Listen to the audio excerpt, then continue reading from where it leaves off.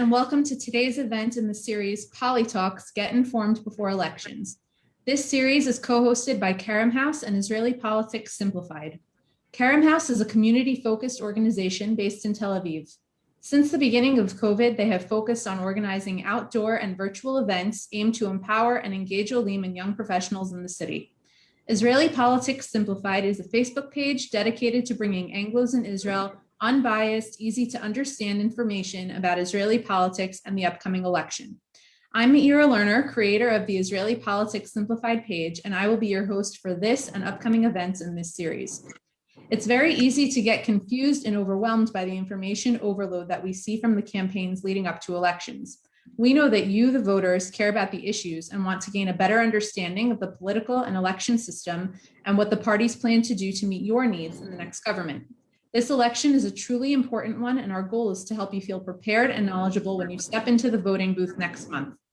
Our previous and upcoming events will include discussions with candidates from different parties.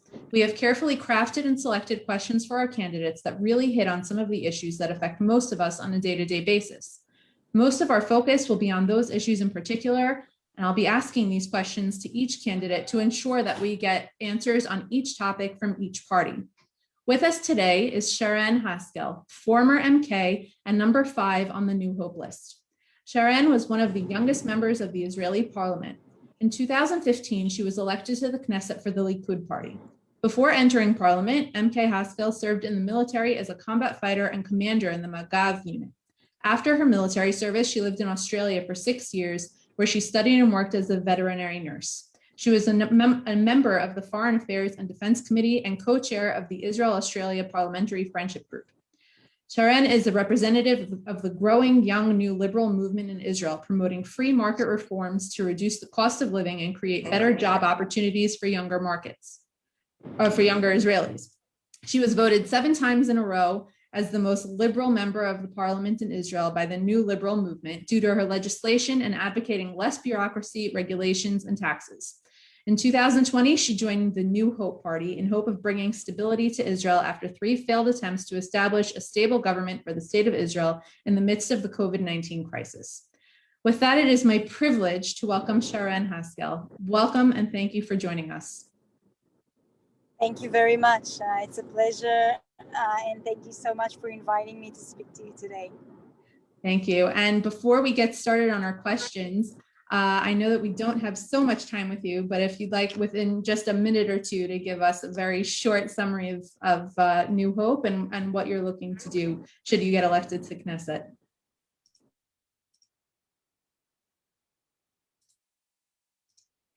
I think that we're having a bit of a technical. Okay, why?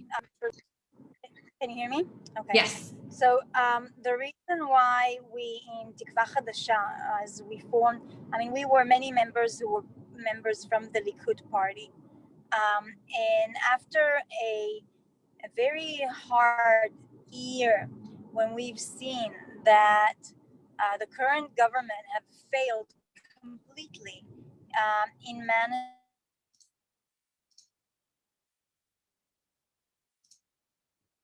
Sharren, are you that followed, we were left.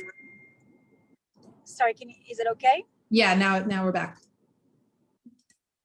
Now we're back. Should I restart? No, we're good. אוקיי, תרד במחלף בזוקולו ואז נעצור בצד שנייה כדי שלא יהיה בעיות בקליטה. Okay, sorry. So the past year was very hard for us.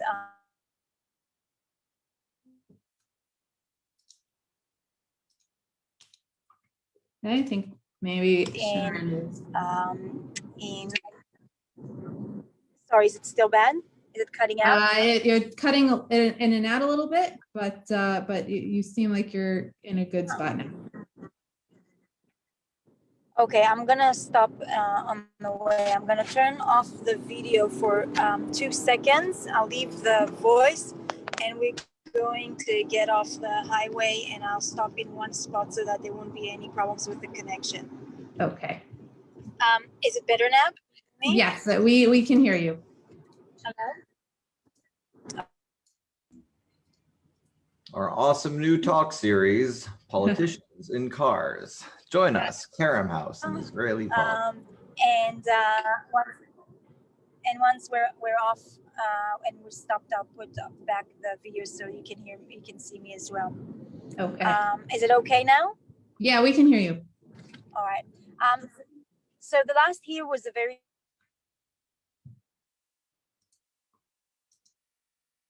All right, we've cut out again. members that spent most of their life in the Likud party, like me, Michal Shir, Ze'ev Elkin, and many more, Benny Begin, obviously. We've seen in the last year many red lines that were crossed, where the ideological base that we've had as a political home, our party, we've seen it selling out the values and the ideology that we've represented for so many years. We've seen the current government as one of the worst government that we've had in Israel's history, when they couldn't really manage an economical crisis and our health crisis. And we've seen a serious need in a leadership that will be able to bring Israel back on its feet. So Gideon Sa'ar, and I have to say that he had a lot of, he's very brave to do that, have resigned from his seat in the Knesset and from the Likud party and formed Tikva Chadasha. We decided to join him because we understand that we need a government that will be able to function. We need a government that will stop these rounds of elections one after another. And until now, in 3 rounds of elections, no one was able to really win. There wasn't a clear part of a political party or political side that you can say that actually won these elections. And time after time, it dragged us back into elections. Now, if we look on all the parties that are in Israel's political sphere at the moment, there isn't a difference between what they represented before and now. None of them were able to form a stable coalition before, and there isn't a big change now in them to forming a coalition. Even Yair Lapid and Benny Gantz, with more than 36 mandates, weren't able to form a coalition. The difference in these elections is that New Hope and Gideon Sa'ar brought a new party that is capable of providing an alternative government to Netanyahu's government. We are the only one who can really build a coalition, but not just a coalition, an alternative coalition to Netanyahu, but a stable one. A coalition that will be able to serve the people, a coalition that will be able to serve for 4 years and will not drag Israel into another round of elections. This is the first very important thing that our voters need to know. The other one is, obviously, we've got, we've placed on our platform in the internet, you can see it published, a lot of reforms and things that we are planning on doing in the next 4 years. Our entire platform is also translated to English for English speakers, to French for French speakers, and to Russian, so that Russian speakers will be able to understand that as well. And that was very important for us because we do understand that there's so many different communities in Israel that are not necessarily, they speak Hebrew, but in politics, you have to deep and dive down into the small details as well. And so it's so important for us, for them to have access to that, to understand also the small intrigues in it.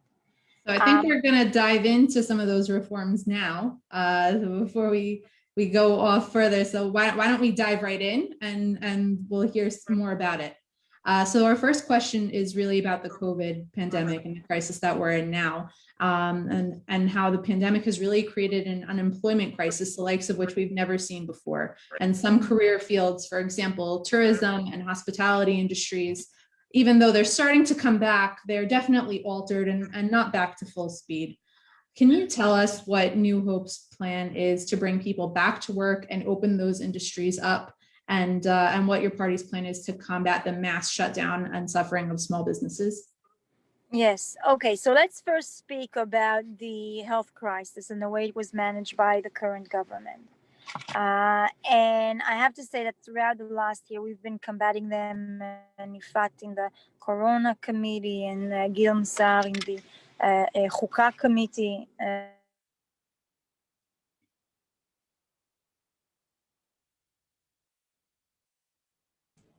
The Chukah committee is something which is actually very important. Meira, can you yeah. I don't know how you would translate it to English. Chok Chukah Mishpat. And I don't know if there would be an equivalent committee to it, like in the. It's a committee. It's the basic law. It's a committee that deals with legislations, but it's legislations who are in regards to our foundation law or basic laws, which are similar to the Constitution, I would say. Any kind of legislation that might contradict it or things like that will actually come to this committee. And during the Corona crisis, many of the legislations that were first-time legislations that really limited the individual liberties of Israel's civilians, many of these legislations came into that committee because of that. First of all, the current government couldn't follow one plan. Every time they came with a plan, they couldn't follow it. And because a lot of political pressure that was on Netanyahu, he made bad decisions. Instead of even enforcing some of the plans that were regarding certain areas with a big amount of تخلوة, of infections to COVID-19, unfortunately, they basically punished an entire country because they could not basically apply their decisions in certain communities. So because of that, an entire country didn't just pay the price and of individual liberties, but many people paid the price in shutting down their businesses, their work. The economy went down, and unfortunately we had to find different solutions in order to provide or to help out to civilians. The second thing in managing the crisis is that, Israeli civilians know how to pay a very heavy price many times for what they believe is right for our country and what we believe is right for our community. Time after time, the Israeli community has stood and paid immense prices, but they need to understand that the good of the country is what stands behind leaders' decisions.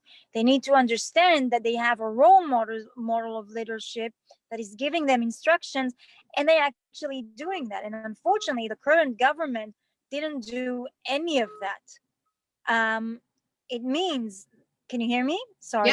Yeah, we can hear you.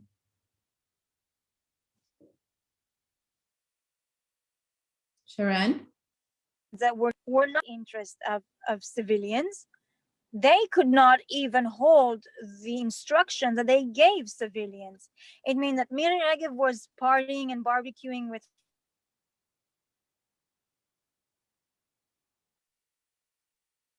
I think our Cohen and wedding people actually canceled their wedding because of the instructions that they gave.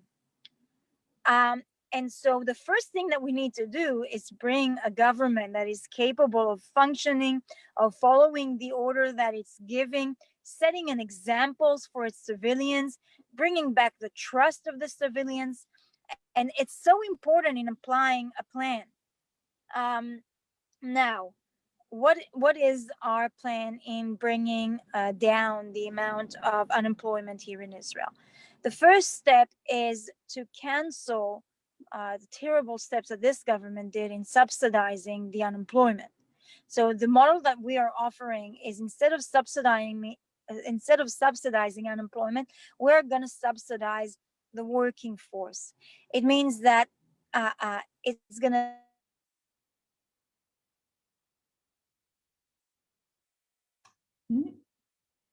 even if it pays a bit less, like a small amount of extra amount, so that you will earn more when you go out to work instead of, profiting from staying at home.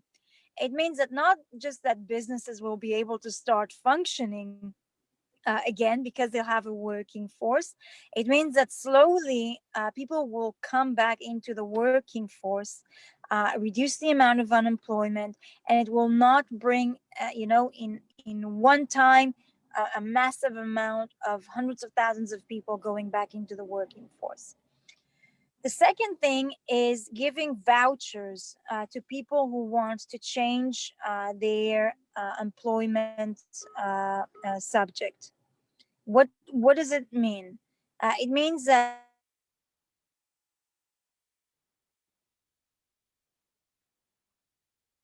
Hey, for those who are joining us first. So we cut out for a minute, but we're talking with Sharren Haskel about her plans for unemployment and for bringing people back into the workforce. Go ahead. Okay, so giving out vouchers to civilians who want to go into positions that are very needed in Israel, in STEM positions. So science, technology, cybersecurity, there's many positions in the Israeli market for those particular jobs. And so we are going to give incentives and vouchers to people who will want to get the hachshara, so the qualification, in order to get into these positions. So the third thing that we're also going to do is actually give an incentive to businesses. If they can't find someone with the right qualification and they need to send them to courses, let's say graphic designers or things like that, then we will give an incentive to that workplace in order to send them to do that course, and then they'll be able to go back to work. So these are some of the things. We have obviously a full plan, and you're obviously more than invited to read about it in English on our platform.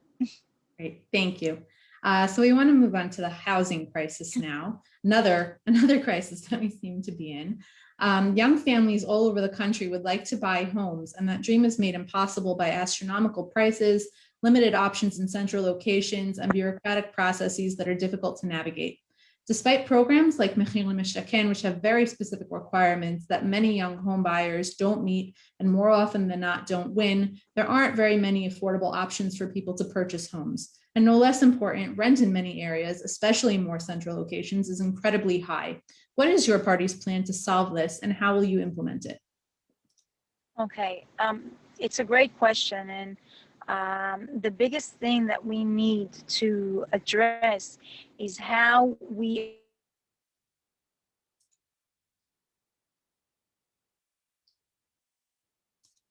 so that the prices will start to drop. Sharren, can you go back a second to what you were saying, because you cut out for just a second? Yeah, so the first step that we need to do is first to create, it's obviously the supply and demand, so create more supply of housing in Israel, because there's not enough houses that are being built, and there's a huge gap that we need to pass in order to start dropping, obviously, those prices. So we have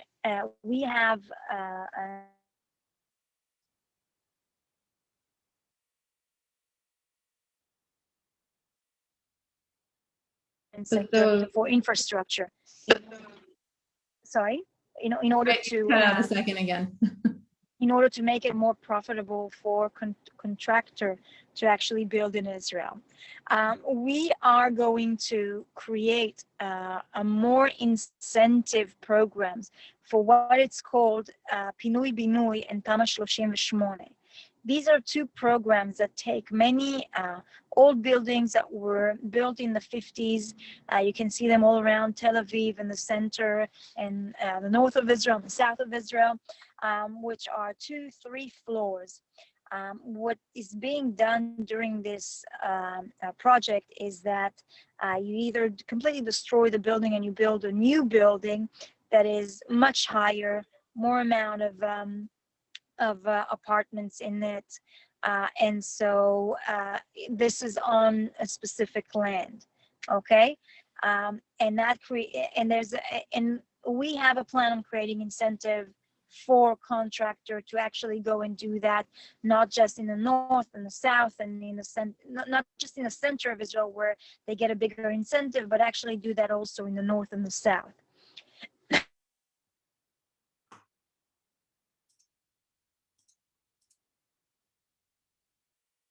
Yeah, let's give On Sharren assisting on to first home buyers. Yeah, you're back. Yeah, I think we cut out again, so we'll wait for you another getting second. their first mortgage on their first home. Yeah, can you hear me? Yes. Yeah. Did you hear my last sentence? You were saying about how you're going to cut out the mortgage of for people who bought their last home. The first home. Right. Yeah. First home.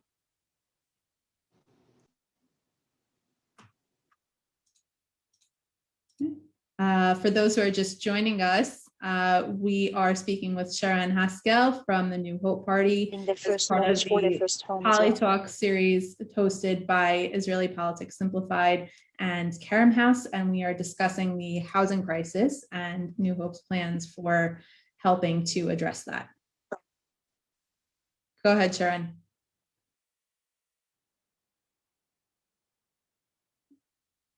Okay, we're talking about the about plans that we've got.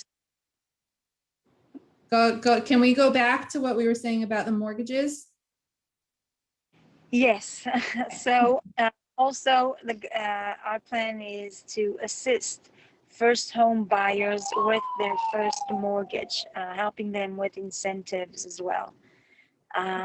So these are some of the plans that we've got in order to reduce the cost of living, including land that is owned by the government, to give it to contractor on certain terms to reduce prices in their in the houses as well, for the apartments as well. Great, thank you. Our next question is actually about cars and our reliance on them, which is fun because we're speaking to you as you're driving. But you know, we know that cars are expensive and environmentally destructive. And I know that the environment is something that that New Hope has actually put a nice amount of focus on, and hopefully we'll get to that as well. But to address the issue particularly of cars and how in city centers there's really no parking. And in many cities like Tel Aviv, for example, they're phasing out parking spaces in favor of walkways and bike and scooter lanes. So what are your plans to make us less reliant on cars?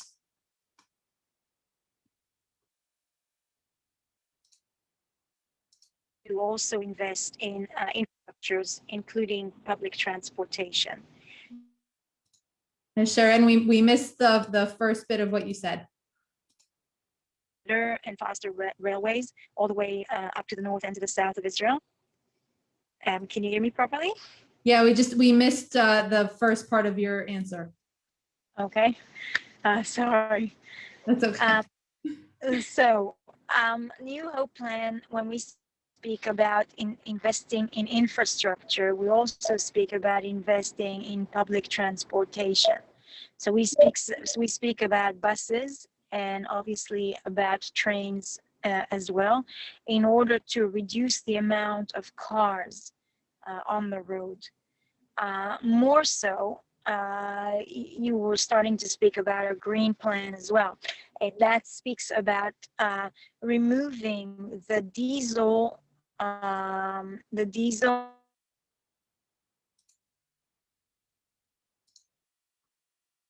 Okay, the last thing we heard was talking about the infrastructure and we're starting to talk about your green plan. So let's go back to the green plan.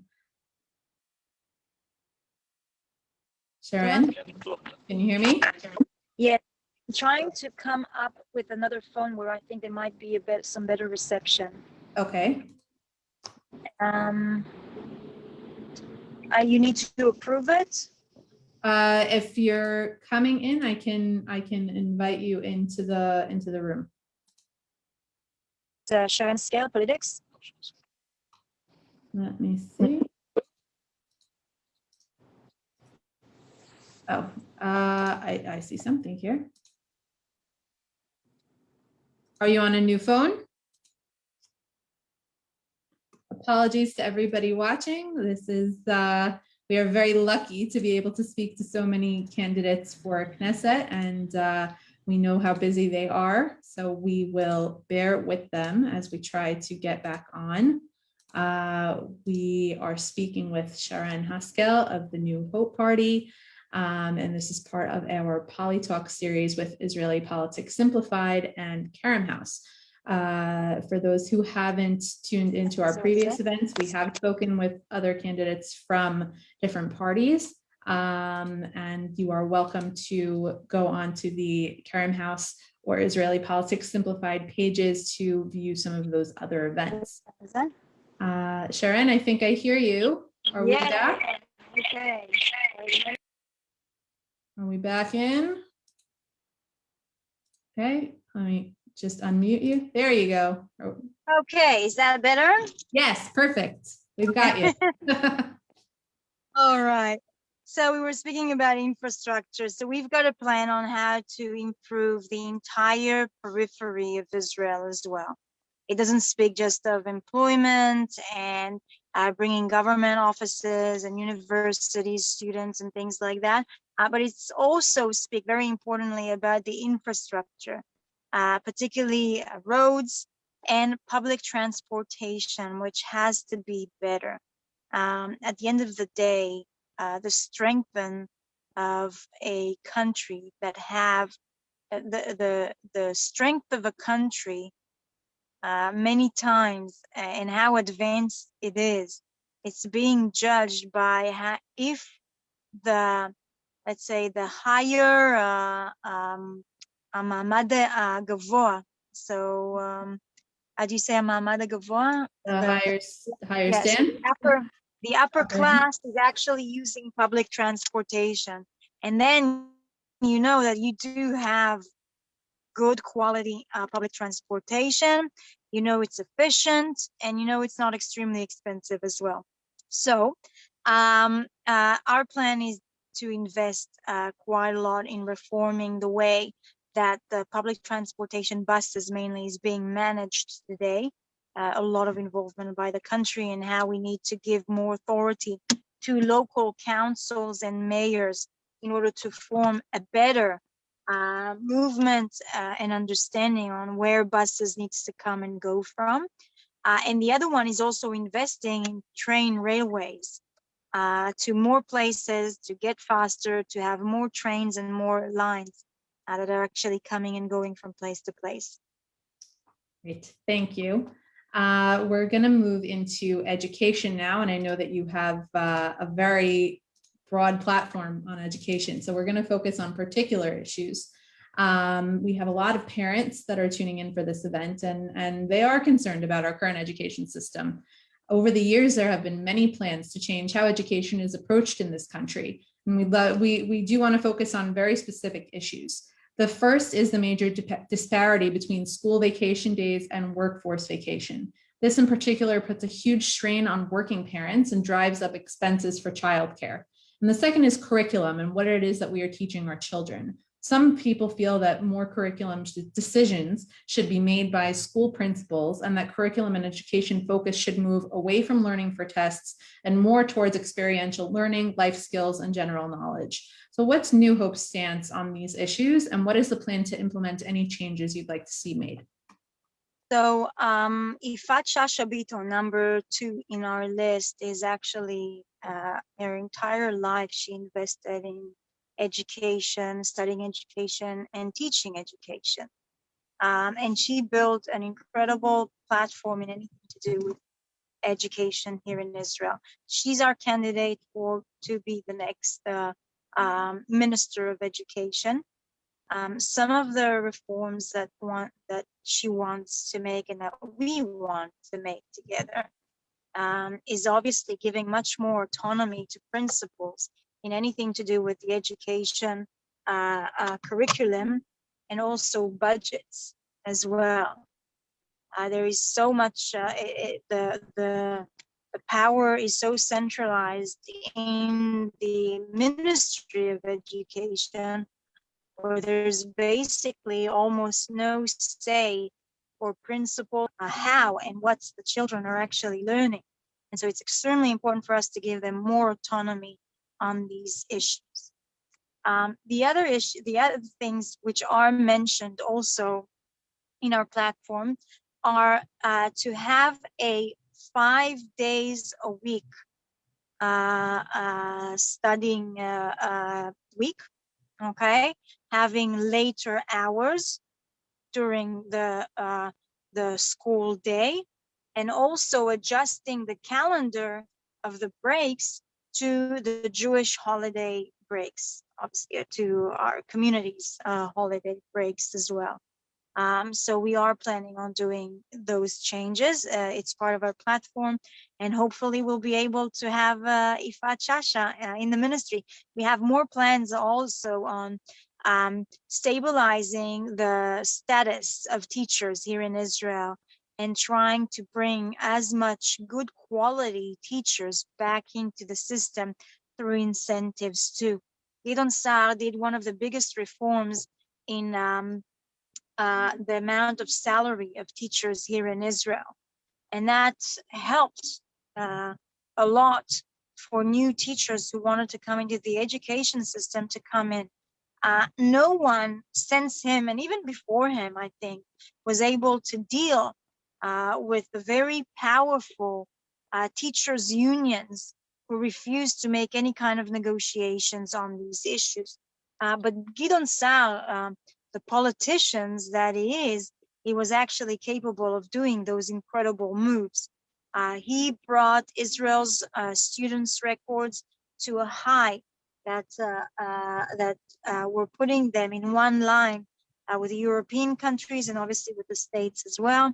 And so there's a amount of reforms on that, on how bringing better quality teachers back into the Israeli education system.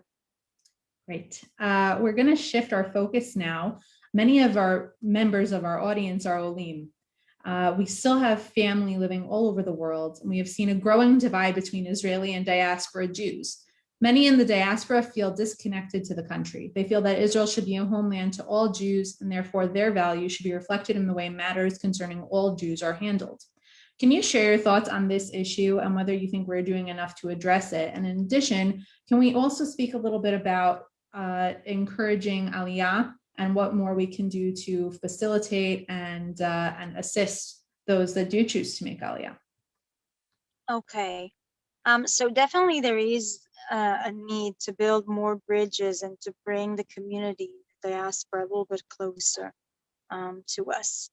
Many Jewish students are, for the first time, facing anti-Semitism in their universities. We see a rise in anti-Semitism in so many different communities. We see a rise in Aliyah because of persecution. And so there's a real need for us to stand together and to build stronger bridges between us. We do have in our platform also an entire plan on Aliyah. So the first thing is to really put Aliyah in the center of the government schedule, to understand and to identify particular opportunity in order to encourage Aliyah. And so we want to put that as a national point for us to actually address. The second thing on our platform is that We want to find a way on assisting Olim and newcomers to come back either with their business or with their profession overseas in working in their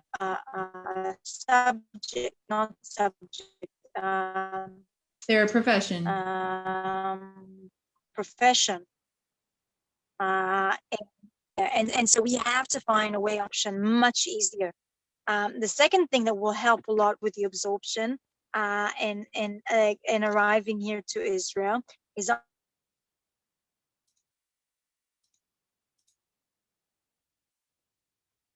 Sharren, can you hear me? For those who are obviously the language, which Hebrew is a very unique language, and really feel as part of the community, to understand what your children are doing in school, to understand the conversation with teachers. So, I mean, many things. And so we want to find a way in creating ulpanim that are online or in major countries where there's a huge amount of aliyah, in order for them to start their Hebrew courses much prior to the time, much before the time that they are actually meant to arrive into Israel. And that will really make their life a lot easier. We have also an agenda on how to create a pool of jobs and positions, particularly also in ministries and government positions for newcomers and for Olim, because this is also a step in order for them, for you to feel more at home. One of the major issues is definitely some of the things that rose up with new Olim who came to Israel and did not save enough money for pension as well. So Elkin, as Minister of Absorption, has came up with conclusions after a committee that were never applied. And we do want to continue those conclusions that he came with in order to bring a right solution that will bring dignity to those people and will really make them feel here at home.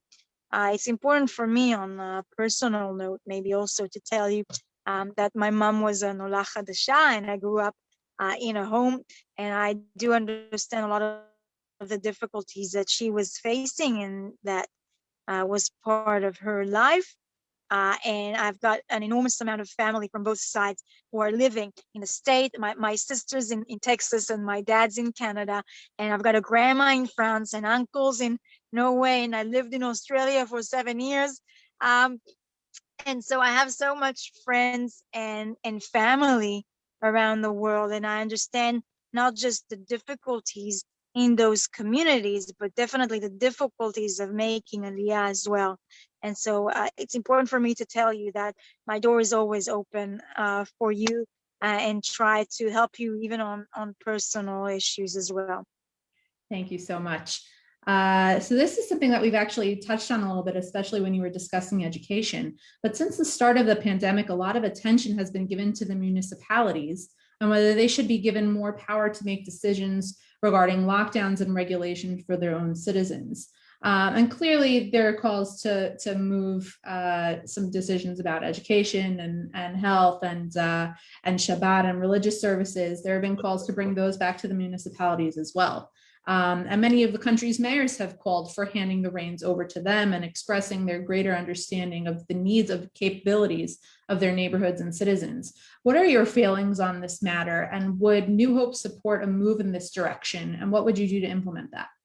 Sorry, could you just repeat the questions because it was cutting out for a second? Oh, sure. So we want to know about shifting power to municipalities.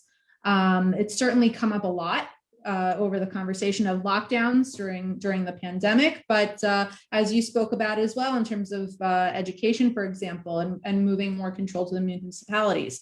So what are your feelings on that in general? And what would your party do to support a move like that, to shifting power to the municipalities?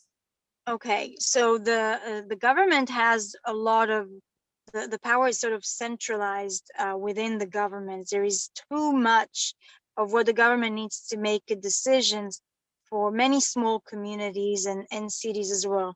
Many times throughout history, time after time, we've seen that the government that sits in Jerusalem cannot necessarily make the right decisions for civilians who live in Beersheba or Mitzpe Ramon or Kiryat Shmona or Ramat HaGolan or Bikat HaYarden. And so our agenda is really to give out a lot more authority and power to local communities, to municipalities. We've spoke even on terms of the Shabbat that rose as a major discussion on whether to open kiosks in Shabbat or to close them. This is not something that one minister in the interior minister is capable of making as a decision. I think that every mayor in Israel have a responsibility as someone who was elected by that community to really understand his citizens in his local city. He knows where are more neighborhoods who are guarding the Shabbat, keeping the Shabbat. He knows where's the more young communities who wants pubs and wants to go out on Friday. And so he would know where to actually place them and where to put the authority on those issues. And actually, even on, as I said before, on transportation. So obviously, a mayor in Bnei Brak will not provide a bus on Saturday from the city to the beach for the teenagers in these cities. But a city like Ramat Gan or Herzliya will probably need a bus like that. And so these are the kind of decisions that a mayor needs to make. So our position is to give much more authority and power to the local authorities. Great. I know that you don't have a lot of time, so I do just want to wrap up with one final question, if you don't mind. We've done a few events with candidates from different parties, and I'm remiss to say as a woman that you are the only female candidate that we've had the opportunity. Oh, really? With. So to sum up, I would like to get your thoughts on female representation, not just in Knesset, but in offices of power in general, and if New Hope has any plans to promote female representation in Knesset, and any other final thoughts you want to give us. So I'm really proud to be in a party that has so many incredible women in its list, and you see the 10 top were 4 women. I don't think there's many parties who have that amount of women. And it's not because he had to find or to really look for, it's all very professional and assertive and representative who know what they're doing. And I'm very proud of that. I'm also proud of the leader of our list, Gidon Sa, who time after time proved what an incredible feminist he is.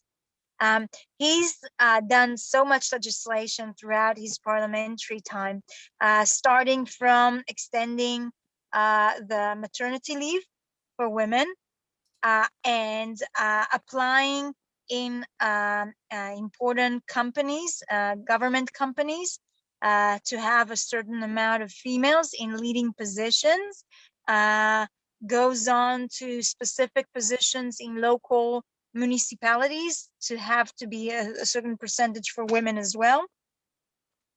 Even in the last Knesset, he passed a legislation that take the guardianship over the kids from a male that abused, that tried to murder or murdered his woman.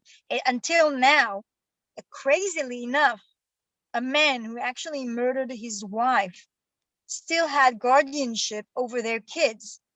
I mean, he did one of the worst thing he can do in the world, and he actually, let's call it, won his battle over the woman because the kids are actually staying with him. it's crazy, unbelievable. And he actually made a change for that, and he made a change for many families who were battling for years to get guardianship over the kids of their daughters. And that went through Via de la Rosa to just see their grandkids, and a really terrible situation. And so I'm really pleased to be in a list where people are really putting an emphasis on women. Also on a personal note, I'm really proud. I'm the first Knesset member who served in a combat position in the military. And that was incredible. And in Israeli society, there's many positions where women needs to push their elbows. In the military, it's much harder. I think in politics, we still have more room to push through, and we're doing that. And hopefully it will continue and grow as it growing in the last years as well. Yeah, so that's our position on women, and I'm proud to be a woman on your panels as well. And on that last note, I invite everybody who are listening to us to come and vote for the New Hope Party. If you want to make a change, a real change, there's only one vote you can put in the ballot to actually create this change. All the other parties have tried 3 times in a row to make that change and weren't successful. We know how to do it, but we have to be strong enough in order to make that change. So I invite you all to vote for us in order to bring Israel back on the right course, to get it out of its economical crisis and its health crisis, and bring back stability to our country and to our life. Sharren, thank you so much. That's a great note to end on. And I know how busy you are, so I really appreciate you taking the time, even in a car, to come and speak with us. So thank you so much for joining us today. And thank you. It's a pleasure. I really enjoyed it. Great, thank you. And thank you all for tuning in. Be sure to follow the Kerem House and Israeli Politics Simplified pages on Facebook to hear more about upcoming events in the Poli-Talks series. Thank you, everybody, and have a great day.